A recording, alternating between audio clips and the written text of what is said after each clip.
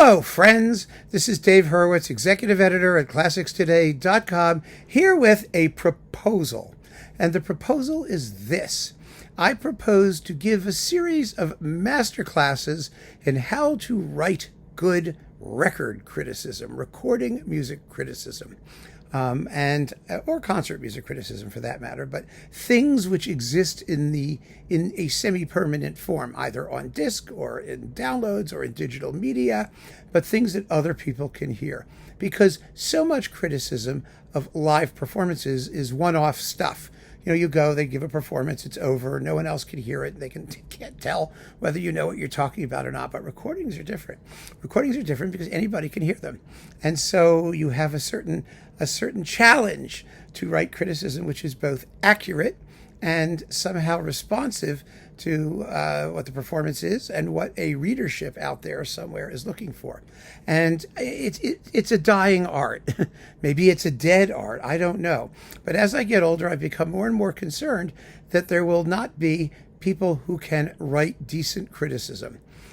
People who could do videos, maybe, I don't know. But the written word really concerns me. And these are going to be master classes in an interesting way, because here's what I suggest happens. And if you want, it's all going to depend on you folks. It really is.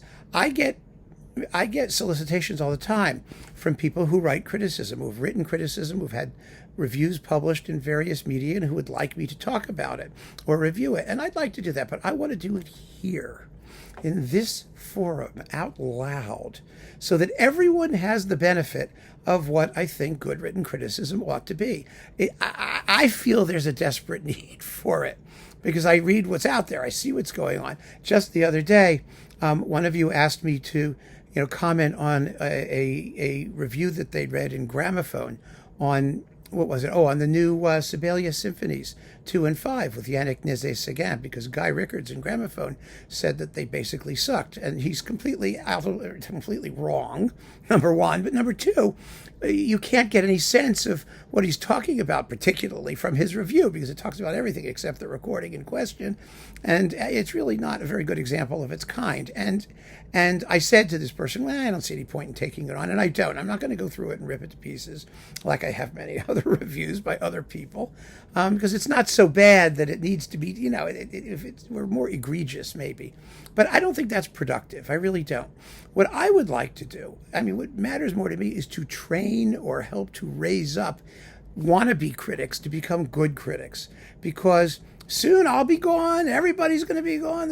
My whole generation is going to be gone. And I really think it's important that there be standards of criticism, and that we get them out there, and that we talk about it, and that we have a certain school, if possible, of people who are well trained to listen and report, so that there will be an ongoing tradition of decent written criticism. I may be completely out of my mind. It may not work at all, but I want to make the suggestion, and I hope you're interested. So here is what I propose to do. Any one of you who are really interested in doing this should simply write a review. Write a review. Very simple. Write a review and send it to me. You've got my email address down below. I will read everything that I get, and I may select it for some general online review, criticism of the criticism. And in that way, we will all learn what constitutes good criticism. Now, what are the criteria? And I mean this very, very seriously. We're going to have a good time. It'll be fun, I guarantee. But I'm quite serious about this. And so I mean that you got to give some, if you want to do this, get ready, because I'm not pulling any punches, number one. And number two, you can do it anonymously. I'm not going to name names anyway. That doesn't seem to me, I don't want to insult anyone, but I'm going to be very, very direct about it. And I also insist that you answer some very serious questions before you put pen to paper or your fingers to keyboard or whatever you're doing. Number one, can you write? This is a big deal. Many, if not most, of the people who are writing record criticism, classical music record criticism, can't write. And that is a bad, bad thing. The ideal review, and I mean this too, is going to have to be limited to no more than 3 pithy paragraphs. I don't care what it is you're reviewing. Pick something that you can talk about in 3 pithy paragraphs. Obviously, if it's like, the complete Bach edition, it can't be 3 pithy paragraphs. Pick a recording that will fit into the format. So, maximum of 3 pithy paragraphs. And I do mean pithy. I mean a few sentences each, not that sort of thing. That's number one. Number two, and this is also non-negotiable. Non-negotiable. Reviews are not supposed to be autobiography. Do you understand what that means? It's not about whether you like it or not. That will be a conclusion based on all of the foregoing discussion. You have to, at some point, give your opinion. But that is the result, not the point of the review. The point of the review is to describe accurately what you have heard, so that anyone else hearing it may agree or disagree with what you've said. They may say, well, he said this part sucks. I thought it was glorious. Okay, fine. But they have to agree with you about what you're hearing. That is, the trumpets dominate. The tempo is this. Right? The balances are that. In other words, audible facts. Audible facts. Audible facts really, really, really matter. I want to hear audible facts. So you're going to talk about the audible facts, and those have to be important ones for the work. Audible facts, it's not like, one measure and one bar and one clarinet slightly flat. It has to be something that is meaningful in terms of the overall interpretation. So you have to be specific as to facts. You have to be able to discuss the performance generally, general impression, general interpretive school or tradition or concept that the artist may have, whether they're soloists or conductors or whatever. That should also factor in there somewhere. You should talk about that a bit too. And all of this, like I said, has to fit into your 3 pithy paragraphs. But do not write autobiography. It is not about you. Just as, you can bring yourself into it, obviously, your opinion and all that stuff, but that's not the important thing. And I say that over and over again. And when I was, when we were getting writers for Classics Today, and when I was editing Fanfare and CD Review and working with these other magazines, we always said the same thing. And my late colleague, David Vernier, who passed away a couple of weeks ago, same thing always. Criticism is not autobiography. So that is really, really important. Then at the end, you can say yes, no, it's good or bad. Number 3. So that's number 2. Number 3, know the discography. If you do not know the discography of the work in question, then don't talk about it, please, because you're not qualified. It's that simple. Now, it used to be, when I was starting out, that we all could know the discography pretty well because there was a limited number of recordings available and we were all talking from the same basis. That's gone.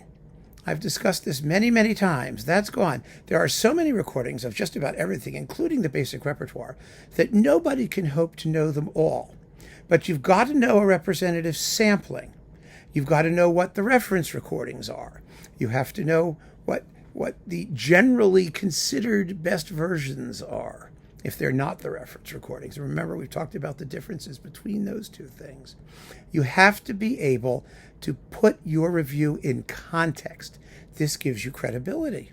It shows that you've listened, that you know the work, that you know the recordings of the work.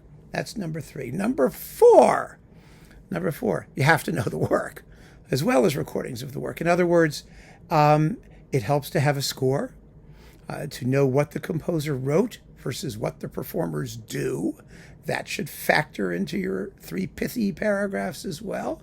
Now, you do not have to be able to read a score the way a conductor reads a score or the performer reads a score, but you have to be able to follow a score. In other words, you need to be able to look at it and know that this is what the composer wrote and this is what the performer did. And if there's an issue that you want to bring up, you can discuss intelligently what the difference is between what the performer does and what the composer wrote. So you have to be familiar enough with musical notation and the general conventions of the work in question so that you can follow a performance if you want to say something reasonably intelligent about the details of the performance in question. That's important. It's not critical It's not the most important thing, but it helps. It helps also establish your credibility and shows what kind of a listener you are. So those are the basic criteria, right? You have to know how to write. Don't write autobiography. Right? Don't write autobiography. I'm very serious about that. The score thing, and then number 3, whatever I just said it was. It'll come back to me because I'm ad-libbing here. I don't write these things down. But I would really like to give this a shot and see where it goes, because I do think it's important and I do think it's interesting, and I also think that there isn't anybody doing it. When I was in college, when I was an undergraduate at Johns Hopkins University, at the Peabody Conservatory, where I wanted to take some courses, it didn't go very well. The head of the Peabody Conservatory then was Elliot Galkin, and he gave a course in how to write music criticism, which I sat in on, and I thought it was absolutely, completely worthless. Totally worthless.